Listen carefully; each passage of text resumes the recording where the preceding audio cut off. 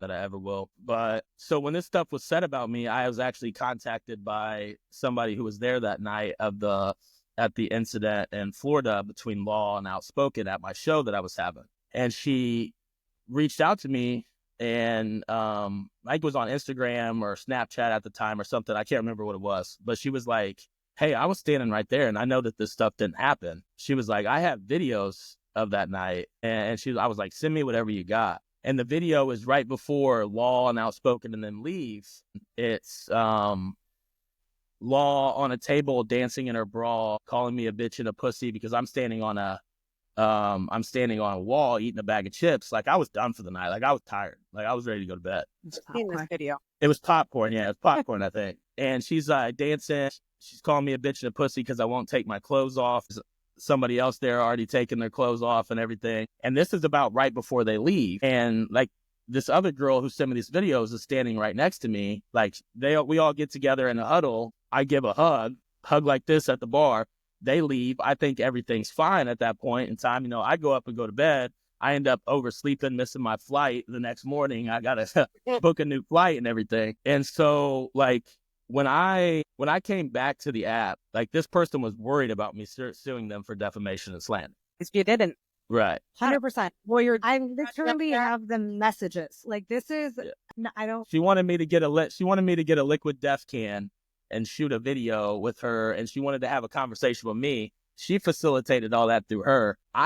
You could ask her at the beginning. I was like, I don't have any desire to talk to this person, but like, I'm not going to lie. She was like, we should probably, the main thing was to ruin what was said about me by an ex-manager that was just heinous and everything, you know? So it was going to be hard to tackle all these things. Right. It's going to be hard to tackle all these things at once. Let's tackle the big one and the dominoes will fall, you know? And that's what we did.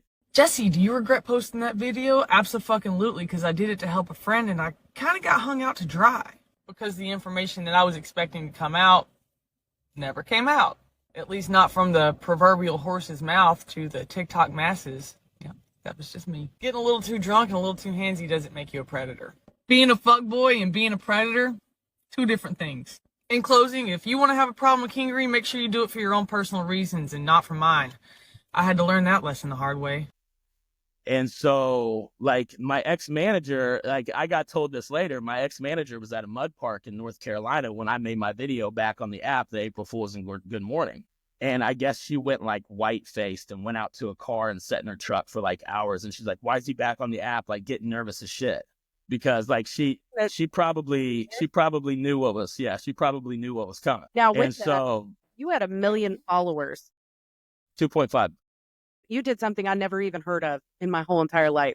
How many followers did you have on that account? 2.5 million followers. And you just said, delete.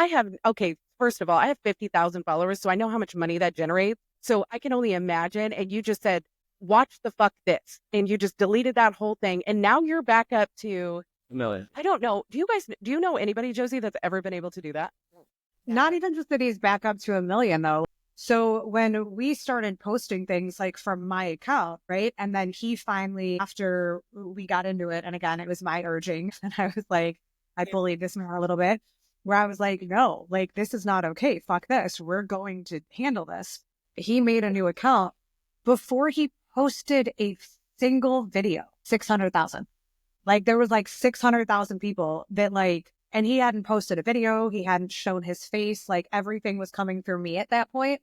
And I think and I'm sure that there's a certain percentage of those people that were just there for the way the internet works, right? There's so many people that actually like you. And then like whatever percentage is people that fucking hate you and just want to watch, which is fine. However, people were genuinely interested in hearing that story. Yeah.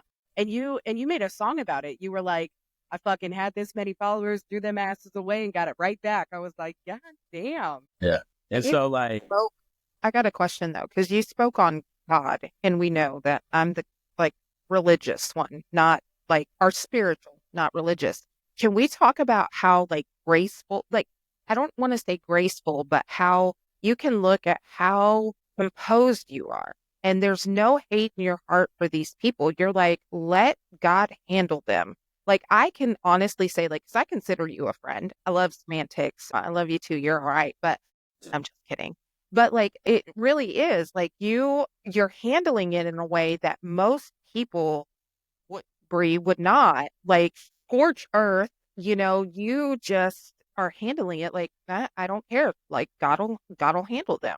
Is Yeah, that trust me, it took a long time to get there, and she'll attest to that as well. Like this fuck, like there's no question about this. This fucked me up for a long time in my life, where I was fighting with God for a while. Like, why me? Like, why this happened to me? Like out of everybody, why was I the one that was picked for this to happen to? And I've cheating, whatever it may be. I've done things in my life that like I deserved hate for. I don't get upset with anybody for hating on that type of thing. But then I was like, I don't deserve to be called these names. I don't deserve like this to happen to me. Like nobody deserves this in their life if they actually didn't do something. Like I got nominated for Best Rising Country Male of the Year at the Josie Awards, and I got that stripped away from me because of online things that were said about me. I posted a video being happy about it, and people were calling, being like, "Well, they said it," and I, who it is that's doing it.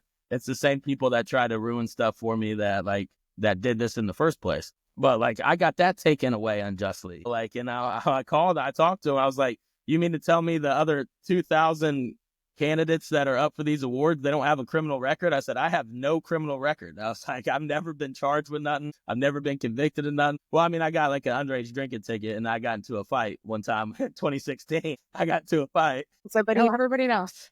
The internet doesn't let you forget. I got a mugshot. I was actually going to wear a shirt with it printed out because I have your mugshot. The amount of like weird photos I have of you guys on my phone is probably concerning. Like I have you with a crackhead at a gas station, and it's your profile picture from live TV.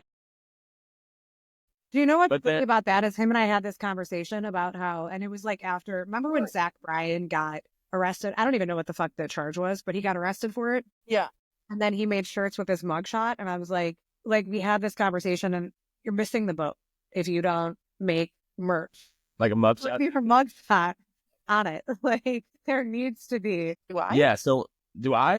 No, Josie, do you have, because I have plenty of mugshots. Do you? Absolutely not. No. I I did a ride along once, and I had to go wait for the person I did the ride along with because we're not going to disclose why. But the people that were scoping me out, I was like, no. Like I went and hid behind a sergeant because I was like, I'm going to be somebody's bitch in here. I am too afraid for prison. Please help. Samantha, do you have a mugshot? Have you ever been arrested? I didn't say that. I said I don't have a. You don't have a mugshot. I said I don't have a mugshot. So like, actually, him and I were talking about this the other day. Like, this is back before, like, I'm old, right? So do you remember the days when you literally had to carry like a paper insurance card? Yes. Okay, so I was driving to my parents' house. I got pulled over for speeding, which is legit. I was speeding. I got a ticket for it. But at the time, I didn't have like the copy of my insurance card in my car. So they issued me a ticket for speeding and then a ticket for like no proof of insurance, which then all you do is you go to court and you show that you had no insurance at the time that you got the ticket. Well, I don't know. Like I was in my early days and I was working full time and a single mom. So I completely spaced on this court date, right? And so I didn't show up to the court date to show proof of insurance. And flash forward, like, I don't know, a month later, whatever, I'm leaving work and I come out of my job and I see that somebody had hit my car in the parking lot. I mean, hit it so hard that they moved my parked car out of the space. I call the police department to make a report for my insurance company. They run my name and they're like, the judge had put out a bench warrant for me not showing up for that. And so they run my name for this police report. He was like, do you know that you have a warrant? And I was like, for my arrest? And they were like, yes. And I was like, for what? I was so scared. I'm like sobbing. And I was like, they were nice about it. Whenever they're like, dude, this sucks. I'm so sorry. And I was like, so I had to like get in the back of the car. And they were like, yeah, like we technically have to arrest you. And I was like, oh my God. But they didn't like take mugshot. You know what I mean? So I like went and I bonded myself out. And then I went to court. I showed that I had proof of insurance and it was like all done. But Yeah, I called the police to me and then I got arrested for Yeah. You know what? I appreciate that. That's one of a kind story for sure. it's amazing. It pretty much sums things up for me. Yeah, and like you talk about like the internet like posting and not knowing what they're talking about. Like in this situation that I went through, like they tried to use my mugshot from 2016 when I got into a fight with a guy outside of a wedding I and was remember. like posting it like and trying to relate it to like this stuff and like, oh look, he got arrested. Like, I was like, get the fuck. Now, I remember there was something about your dad. Your dad is Yeah. incarcerated, right? My dad was incarcerated. Yeah, my dad was incarcerated for murder and robbery when I was 5 years old. And I remember seeing, and this is how twisted and fucking stupid the commenters are, and this is what I mean. I seen a video that they took that mugshot with your dad's record and merged them together, that you were arrested prior for murder, but you had gotten off because you're a crooked cop. Right. And Oh, they tried to do everything to me. They tried to throw every single thing that they possibly could to me. Little did they know, like, so I'm the third, so like I have the same name as my grandpa and my dad, right? So they tried, like you said, they tried to do that. But if you would have went and researched it, it was like from 1993. I was 5 fucking years old. I'm not out here murking people in diapers. people don't take 5 seconds. Like they think they're these FBI agents and like, well, it's public record and I have Google and I have absolutely. So take 3 seconds to look at it's the same name. What's the date on it? Like, are you kidding me? Yeah. And I'll say, so this will be the last thing that I'll say about this before I never speak about this topic again in my life because I'm moving on from this. Like I said, I leave it all in God's hands and everything. But there's a reason that nothing ever happened to me. All this stuff was looked at by like my ex-manager after I came back to the app and called her out on everything, tried to go to the police department in North Carolina and file a false police report on me saying that I did these heinous things to her. Because that was the last time I ever saw her, September of 2021 at this North Carolina event. So she went to the last place that she ever saw me because you're not going to be able to go prior to that because you hung out with me afterwards. You know what I'm saying? So she tried to go to North Carolina. The North Carolina Police Department called me. They were like, hey, what is going on with this? This lady's in here saying this about you. I said, what do you need? They were like, you send me whatever you want. I said, I got text message. I got videos. I got everything. I said, you tell me what you need. They say, send it over. I sent them like 400 files of stuff. They called me back within 3.5 minutes and were like, you don't have anything to worry about. Like, we're good here. And she had to be escorted out of the police department because they were kicking her out and she was causing like a big ass scene and everything to where she had to be escorted out of the police department. Like that was over like that. Like as soon as I sent them everything that I had on my phone. And that's what a lot of people like when I came back to the app where they were like, well, show us this and this. I'm like, I don't owe you motherfuckers on TikTok nothing. I said, I showed this stuff to the authorities in the real world out here to save my freedom against somebody trying to ruin my life over stealing my money in a business decision. Because nothing worse going to prison as a cop or ex-cop. Am I correct? What's that? There's nothing worse than going to prison as a cop or an ex-cop Oh my God. That's- Yeah. for those charges. They literally tried to throw me to the wolves to save her managing music business career. Like fuck this guy, fuck the kids that he has or whatever, his life and everything. Let's just try to ruin it to save ours. And the last thing I'll say is like, I've made peace with this. I'm good with it. Like to the law one or whoever that keeps trying to ruin my music career behind the scenes or whatever, or posting comments or talking about me on their lives and everything. You can't rewrite history. You can't backtrack your apologies I have recorded. You can't backtrack all the sorries that you've given me that I have recorded on here. You don't apologize to somebody over a voice recording and everything like that, or get on TikTok and make apology videos to somebody who did something bad to you. Why are you the one apologizing? You know, you can't, yeah, absolutely. You can't rewrite history. You can't do stuff to save your face. And at the end of the day, you will have to pay for this. And I don't have to anymore. Much love on that topic. Peace. I will never speak about it again. He won't speak about it.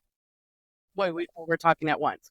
Did you have something you wanted to say on that? And then I'll address that. Go ahead. You said you wanted to say something. So the only thing that like when he's talking about all the things that were dropped or not dropped, you know what I mean? Like the amount of things, like so what we showed on social media is what we showed on social media for like the court of public opinion, which is unfortunate that needed to happen because he wasn't crucified or charged in a court of law. He was crucified and his life was blown up in the court of public opinion. So if people want to be like, why are you bringing this to the internet? It was brought to the internet because that is who was blowing his life up, was the court of public opinion. However, the amount of shit that wasn't shown is astronomical. Like it is a pinprick of things that were shown to the internet. And I guess to sum it up, right? Like the person in question, there's certain things and messages that I have that weren't shown, that if you believed this or you thought this was true or everything that you were saying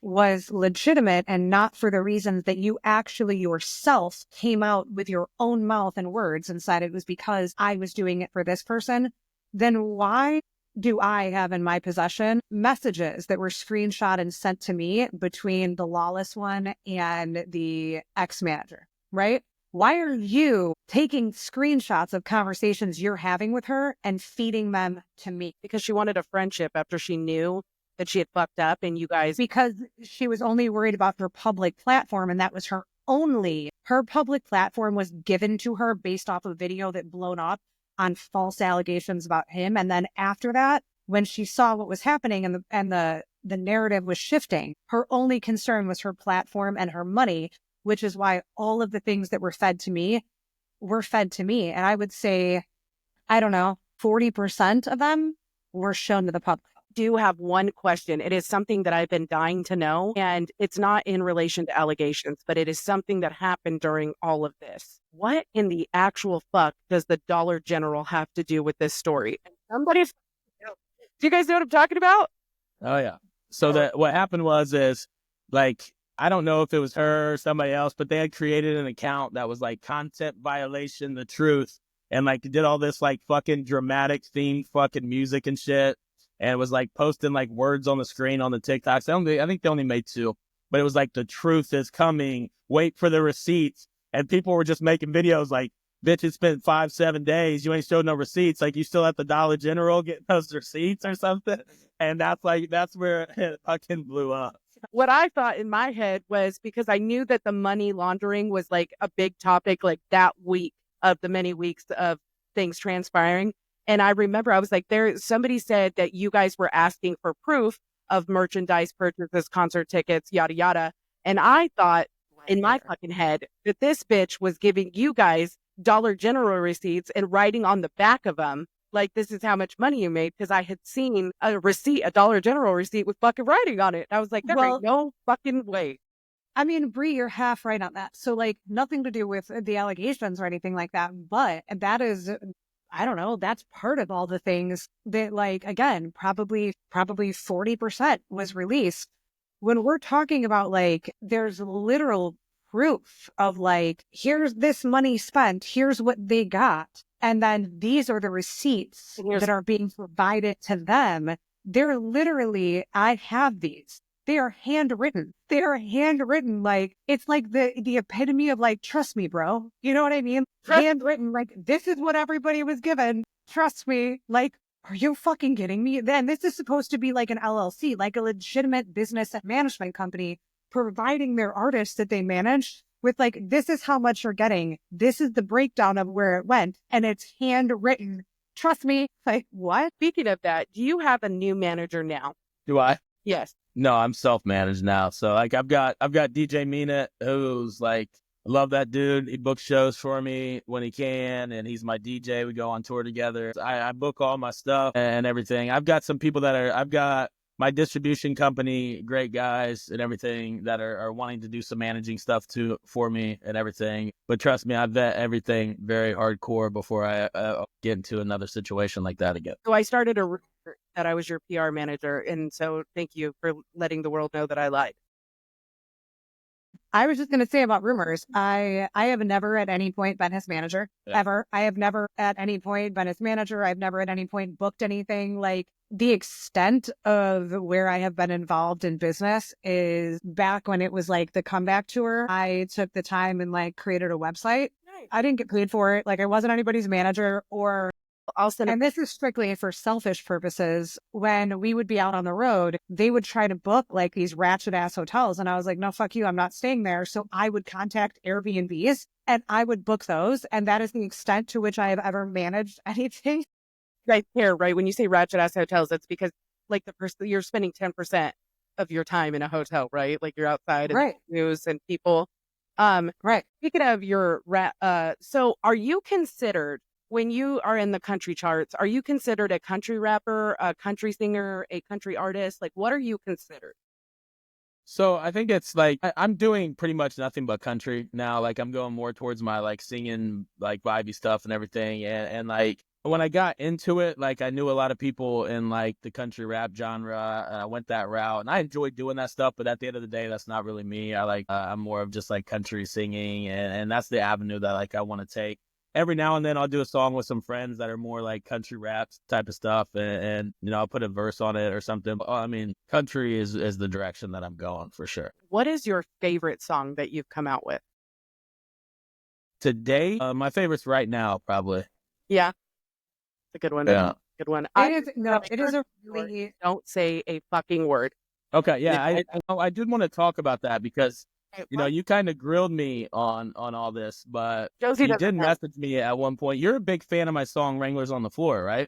I You're a big fan of that one. for Did free. did you actually have an incident with listening to Wranglers on the Floor or something that kind of? So listen, Charlie came out with Wranglers on the Floor You're dick- a year ago, and I had said in that moment it was a love song, right? It was like one of those ones like you're ready to bust it down to. And I said, I remember fucking saying this, and I said I couldn't imagine what it would be like if I was like fucking ready to get it going, and somebody puts that song on.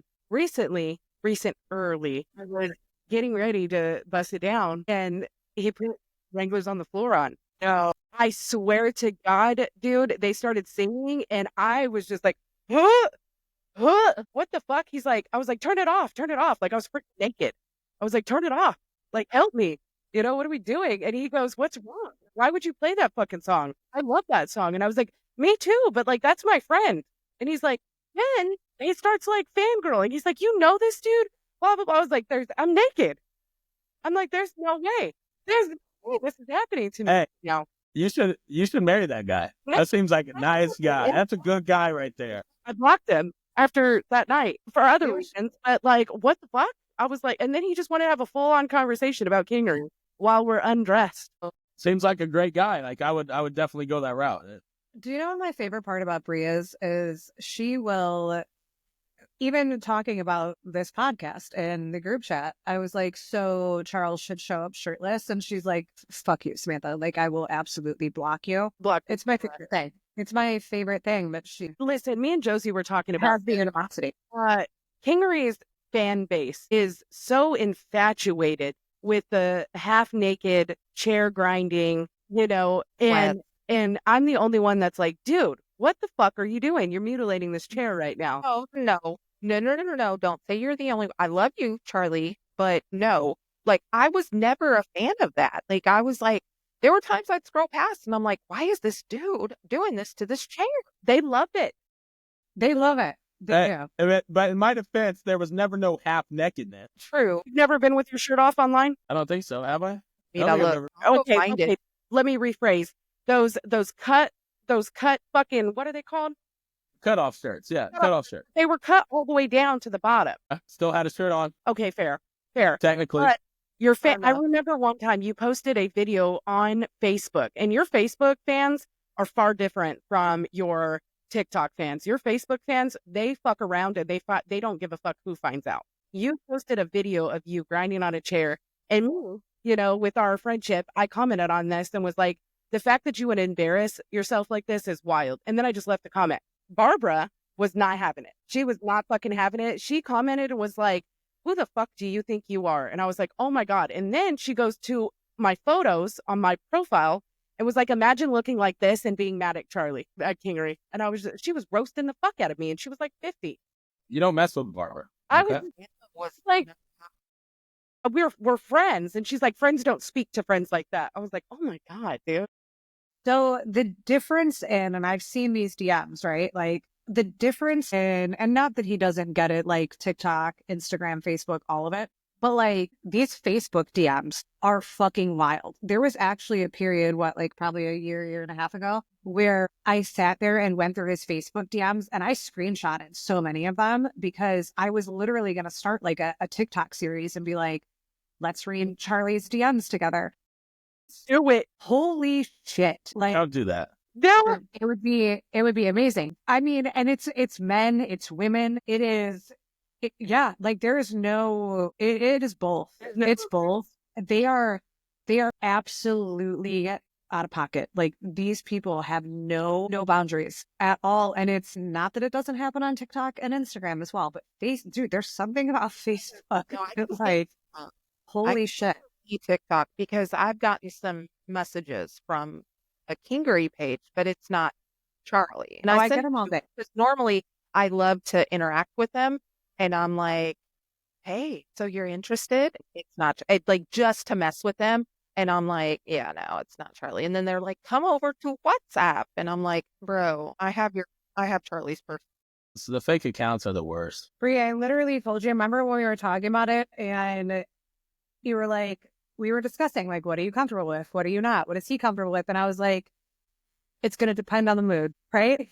He might not want to talk about shit, or he might just be like, fuck it. Think, like Josie said, dude, like the way that he like speaks about it and it isn't even bad. It's like, you know, it's far more grace than I would give a motherfucker, that's for sure. Well, and that actually was something that like I was going to say, but I didn't want to interrupt the flow of the conversation when Josie was talking about that and was saying like the way you talk about it, you and I are similar a lot in that way. So like even when all of this was going on, right? And I am so up in arms and I am so like, dude, fuck this shit. This is not okay. This is not right. And we're like, you know, starting to drop everything and whatever. And then certain people are coming out and these are people that were posting this shit as if it was fact, right? Like destroying him on the internet without any facts, without any proof. What? Talking right now. This will be edited. Oh, I mean, listen, this part, put it in if you want. I don't give a shit.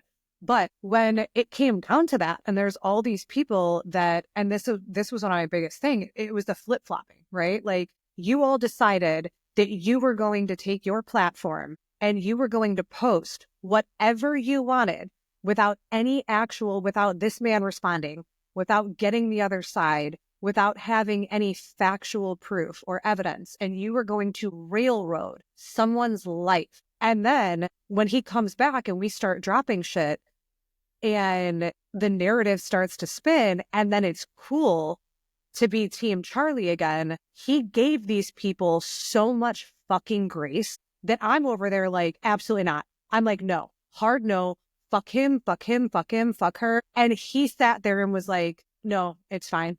It's fine. And literally had me put out videos that were like, stop going after people. Like these people that were a large portion of railroading and blowing up his fucking life. He was the one, not me, much to my dismay, much to my, I don't even want to say like, I was losing it. And I was like, no, let me rip them to fucking shreds. And he was like, nope, like the amount of grace he showed for people who were awful to him with no proof and no evidence could never be me. Could never. It was in fact. I'm done. Oh, it's fine. I'm done. Yeah, and make sure that gets added. We're just talking right now. No, I'm just saying, like you should probably put that part in there. Yeah, no, it's a great part. It really is. That's the truth though. That's me and Josie were talking about it. We did a podcast for our first episode about her and I, and how so much like Josie and me balance each other out. She gives grace. Me, I'm like, fuck you guys for what you've done. And in so many different aspects. Like we were talking about how I had a large creator that Charlie used to be friends with. She fucking went on the internet and said me by name that I made fun of her disabled stepson. When I tell you, these motherfuckers tore me apart with no proof, no nothing.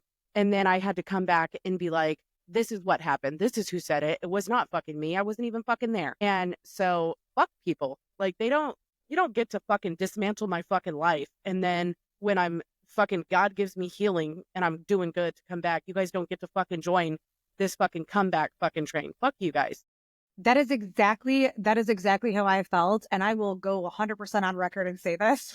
Any old video that you pull up that is me sitting there and being like, and this is before he officially like came back, made a video, showed his face, whatever. Any old video that is me sitting there going, Kingery wants me to tell you to please, like there have been private conversations had, and Forceful. people have apologized and acknowledged things, and please stop attacking. Dude, when I tell you the amount of protest that was under, like, it might as well have been like I was being held hostage with like cards being told what to say. I was like, no, I don't like it. Let me fuck these people up. And he was like, no, babe. No, well, actually, it wasn't babe at the time because we genuinely were together. It was like, no, listen, like, just let it go. Like, conversations have been had. I would have these people who railroaded him literally sitting there and sending messages through me to be like, can you pass this along to him? And I reluctantly would, because I'm not an asshole. I reluctantly would. And he would accept these fucking apologies and let people get away with shit when they were such a huge part in what happened. And I will say that, like, I love you so much, but most of these people that he gave undeserved grace to, ended up doing the exact same thing again. Yeah. So we're going to move along from that. I will have one comment. I hope every one of you all deserve to be in a cave. You don't deserve to be outside enjoying. No, I will say, I forgave a lot of people. A lot of people I probably shouldn't have. A lot of people that went away again when things got hard again. And like I said, when shit happened to me, there's two people in this that I'll never forgive. And I think, like, we've already talked about who those two people are. Probably two or three. The other people, like, I'll forgive you. I will never forget what you did. But there was a lot of self-preservation when the shit happened to me, and there was a lot of self-preservation when I came back because people were worried about, again, their accounts with what they did. Going the opposite way because they knew all the information that I had, all the proof that I had, and everything, and they had to be on the right. Like, that's the thing about TikTok. The fence riding is back and forth, flippy floppy. And as long as you stay on this side of the right side and you get ahead of it, you'll save your accounts and people will still love you and everything. You'll still make your money and get on TikTok and beg people for gifts. And I got to pay my rent and cry to people on the internet to pay your rent for you. Or have tiny ass accounts, and the only Your way that you proof can of valid is to say shit. Proof of anything. If you're worthy of watching, you can delete 2.5 million followers and then get 1 million right back. So for doing what's right. So they could never.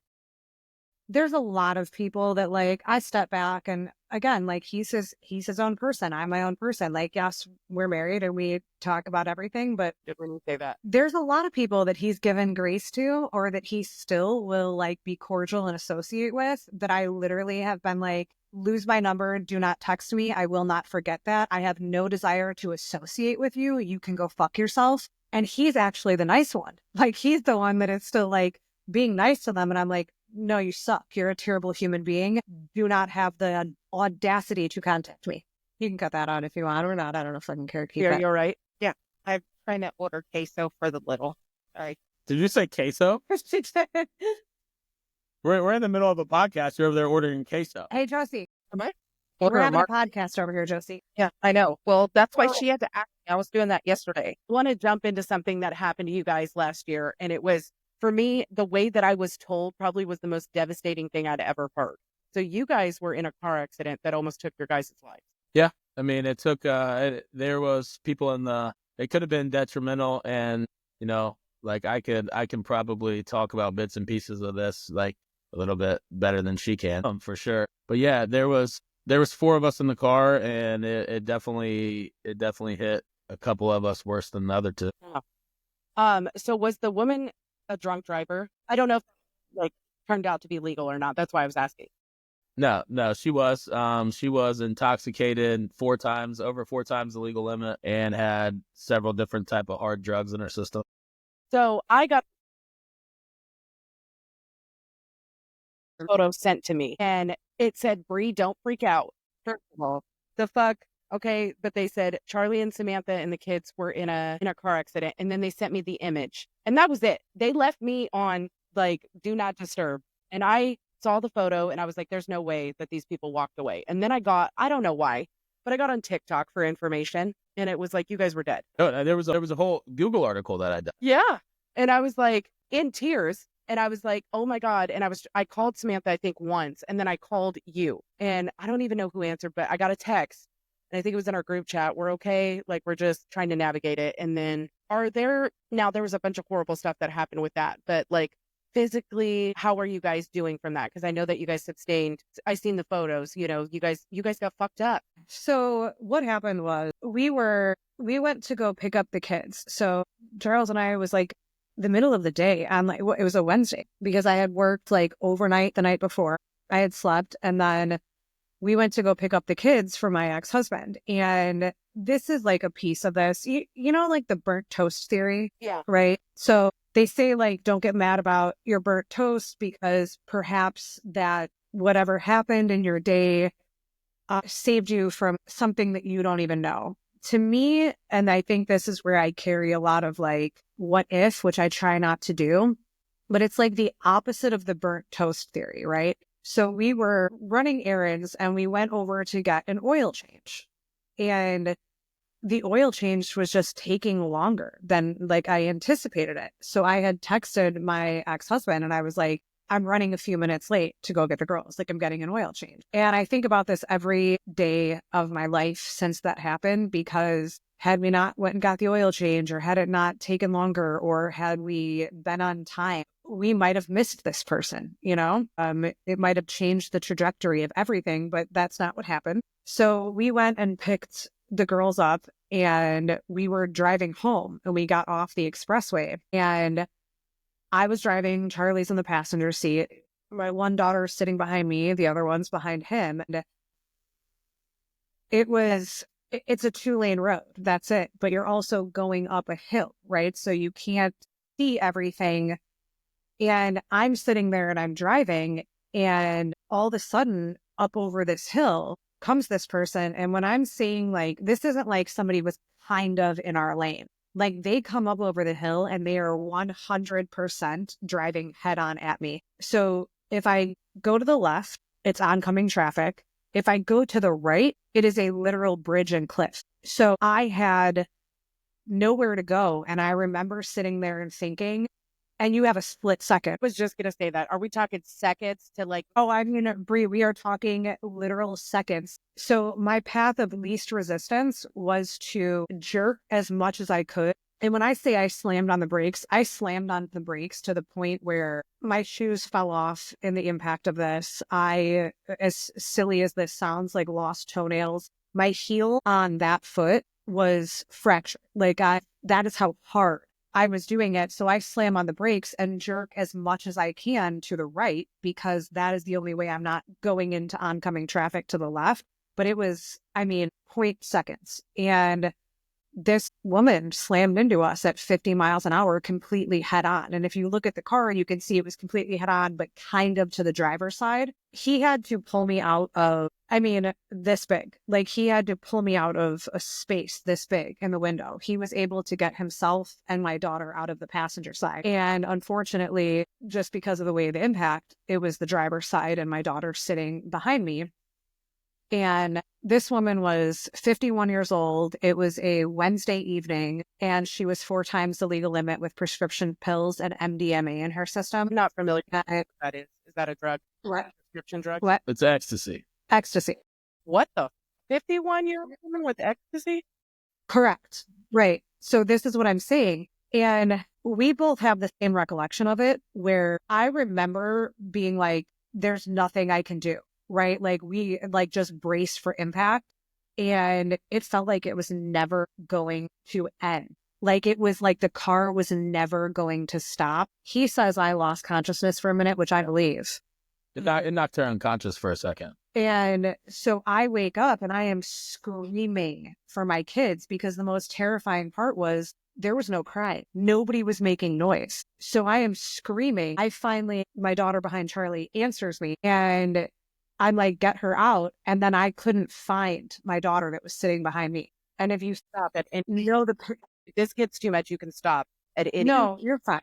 I won't get like too into it. But so he had to get out, because that was the only side where the doors would even open. And I don't even think the one would, right? I had to bust it open. He had to pull me out of the driver's side window. And then I had to climb back in from the other side, find her, and pass her out. And I don't know which moment was more powerful. Like, when I found her, picked her up and she was unresponsive and I thought she was gone. The moment that she woke up and looked at me, I don't know which one was like the moment for me, but I don't know. It sucked. So we all went to the hospital and she was airlifted to a level 1 trauma center, and she had back-to-back life-saving surgeries like 2 days in a row.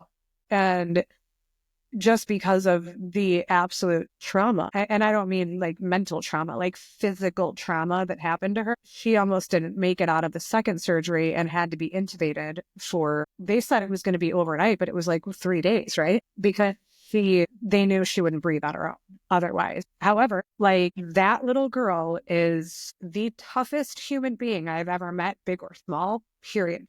Like, her attitude the entire time, the way that she just did everything. I don't know. Like, it was just amazing to watch. Like, she is the strongest human being I've ever met in my life. Unfortunately, the thing that sucks about this is this person, she died on impact.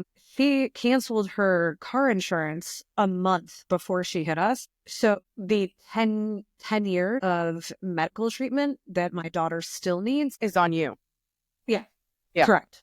Yes, because there was no insurance. There was no insurance to cover anything. And then, like, as shitty as it sounds, like, my insurance rate went up, and like, your policy only pays out so much when there's not somebody else to go. Like, I don't know, don't drink and drive. There's the moral of the story.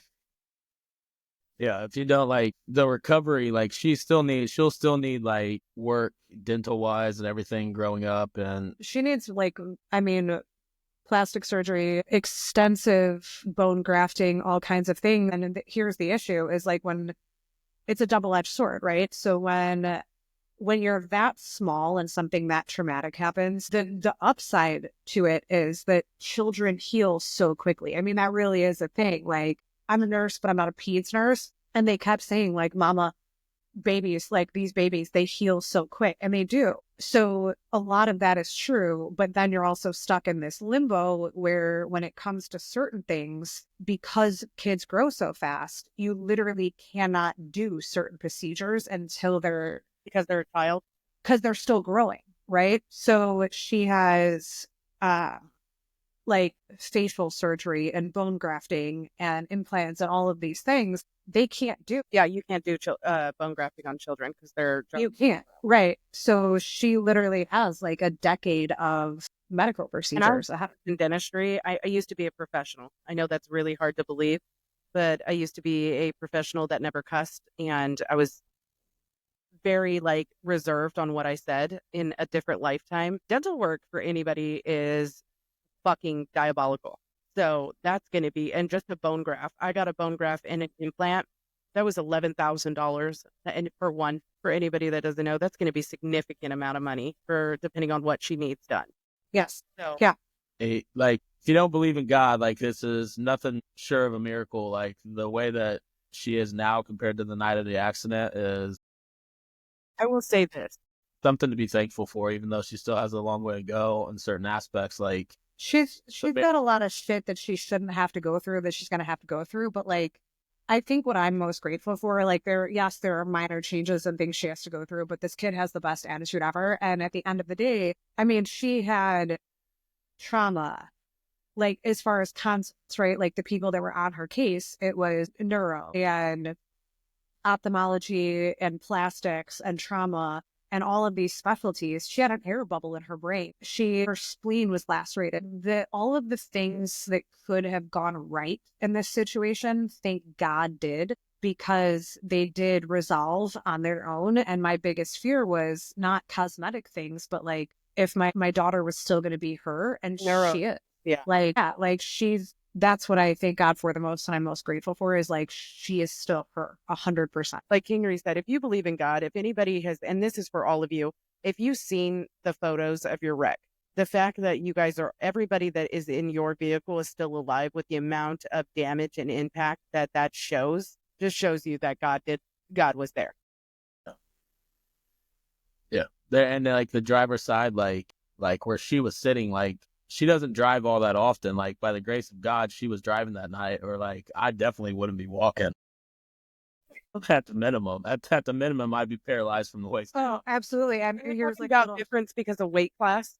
no, we're talking about difference in, so I don't know how to, Like size wise, for sure. but like height, right? So like a little bit of a funny segue, like you and I were talking about this, where like Stand up. people on the internet think that like I'm tall and he's short, and it's the exact opposite. Like I am short, he is actually tall. Well, so I like to say I'm 5'4". I'm actually a little below 5'4", and he is at least 6 foot, if not like 6'1.5". Josie, are you shook like me? Are you shook like me? No. I swear. Stand up. He said stand. Well, we're gonna have to like push it away or something because. Oh, you'll still be mostly in it, probably. Okay. Well, I will. You won't. All right. Stand it. What the? So yeah, What? she's down. She's down there. I come up There's to no here. actual fucking way. No, I come up to here on him. Like he comfortably, like when I hug him, he just like puts his chin on my. I told you. No, I'm actually shook right now because, I know. I told you. okay, so I've met OD in person. And so he's taller than me, but not, I'm 5'6", so he's taller than me. But I can't remember for the life of me him being so much taller than me. And then I seen the photo that you guys took at the Kyle, Texas event. Was it the Kyle, Texas event? It was at an event that you guys took a photo together, and you were a little bit taller than him. And so I was like, is OD short? I can't remember. And I make a joke. I don't think you're 5'6". No, but it's not just you. Like people make that comment all the time, and I honestly don't get it. People tell me all the time, like when they meet me in person, one of the biggest things is like, "Oh, you're prettier than I thought you were," and I don't know how to take that first and foremost because I'm like, do I look like shit on the internet? Like people always tell me I'm better looking in person, and they Right. always tell him that they thought he was going to be They're short, gonna be like, and that great. Let's I was roll tall. her. I'm shook at the height class. This is the first time I've seen this. People are probably going to be like, Bree, you fucking knew some shit. I did not know this. This is not one of those things that I knew. Yeah. But yeah, so when like the way that it was, and I don't know how to explain it, like a day or two later, right? Like when the detective who was investigating the accident, when I spoke to her about, hey, this is what happened, and she was taking the report, and I let her know like I was in the hospital with my daughter, what was going on. And she goes, you were driving? And I said, yeah. And she goes, do you have legs? Can you walk? And I was like, and I didn't remember the car. Do you know what I'm saying? Like everything was such a blur to me that like it wasn't until my best friend went and took pictures of the car for me that I looked. So when she said those things, I was like, yeah, I'm walking. Why? I mean, like I was fucked up, but I was walking. And then she sent, like my best friend sent photos of the car, and it made sense to me why the officer asked that. So like when you take into account like our height difference, for whatever reason I was driving that day, if he would have been driving, I don't know if he would be. That's functionary when you think of it in that way. Yeah. Yeah, like I said, God was there for sure, because if you've seen the video or the photos, there's no way. I thought for sure. I was like, somebody's dead in that car. What did I do? Didn't Also I put my seatbelt on like 5 minutes before the crash? Yes. So fucked up. We were driving, and babe, it wasn't even 5 minutes. We were driving, and you know how like most cars nowadays, right? Like if you don't have your seatbelt on, it'll like ding, ding, ding, ding, ding. And then eventually it'll go off, right? So we were 30 minutes into the drive. Like it's not like we had just started driving. We were almost home. We were 30 minutes into the drive, and like 2 minutes before this happened, randomly, my car dinged. And he was like, and put his seatbelt on. Yeah, had he not, he would have been Not here. not here. There's no way. There's no way he would have been. So, Josie, do you have any other? I had index cards, and that's what we were reading off of. That way, I wouldn't, get far into something and stay there and stuff like that. No, I do ask everybody this one question, and it's because of the people that we have on here and how we met you guys. We all met through TikTok. I met you guys through TikTok, and then there's like a band coming. But how do you, now that everything has happened to you guys and everything that you guys have been through, good, bad, or anything, how do you guys, each of you, feel about TikTok right now? And if it went away, what would you? You can go first. Well, I mean, I feel like you, me, and Charlie literally just had this conversation, kind of funny, but also true, right? Like last night when we were texting, it is something that, like everybody else, right? when it was COVID and we were all in like the weirdest place we have ever been in as a society, which I think will be studied intensely. It was, an outlet and a way to connect to people when everybody was so isolated. But I was somebody who prior to TikTok had never had any public social media at all. And I think that in so many ways, because of that, like I was very ignorant to everything that came along with that. I didn't really know like how to manage it or what the risks or potential effects were from it.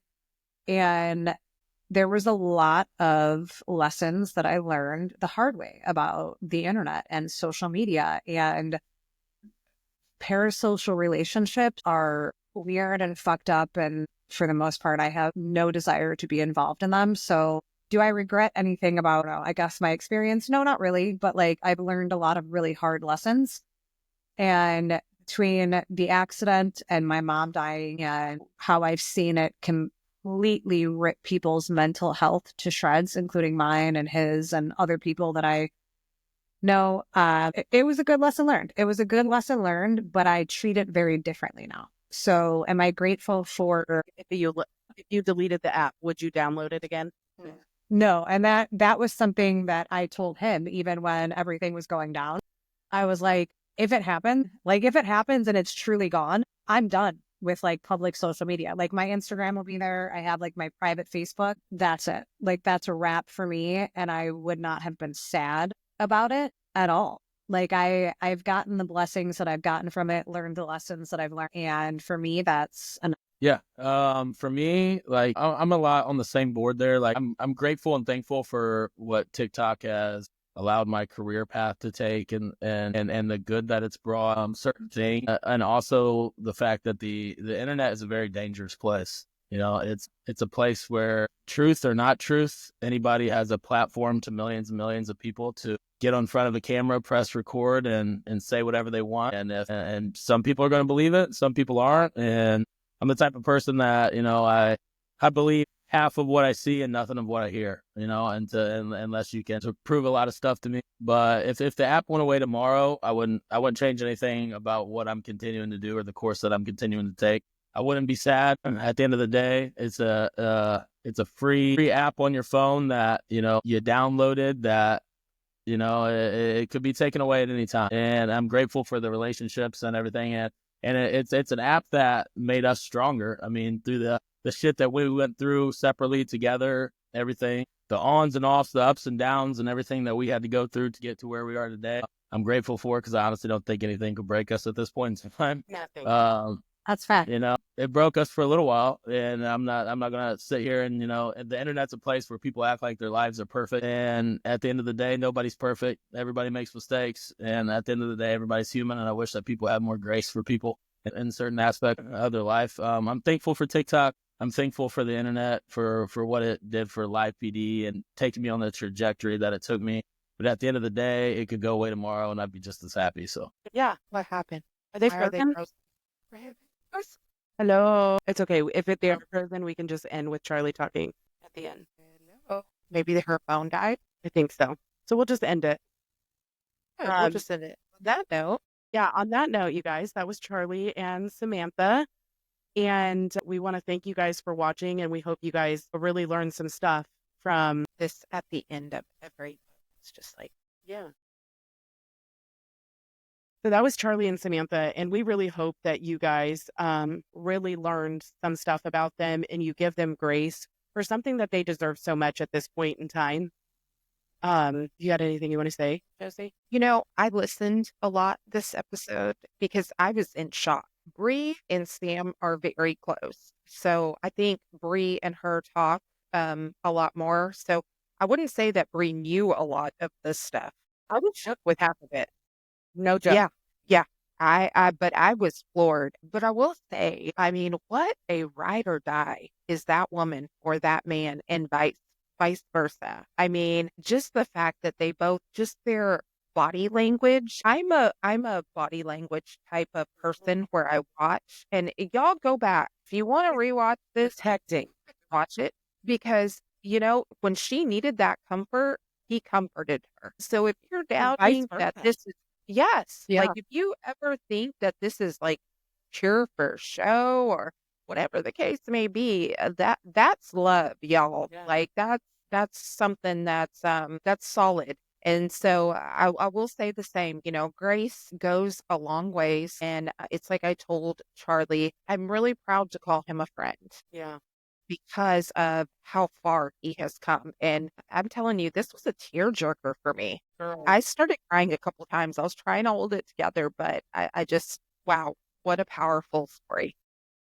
We want to thank you guys for watching. And this is going to air. You'll see this when it airs on February 28th. You know, thank you for coming and thank you for watching this with us and learning all these things about these two wonderful people that we learned as well. So, Thank y'all. All right, yep. y'all. Night, Until guys. next time.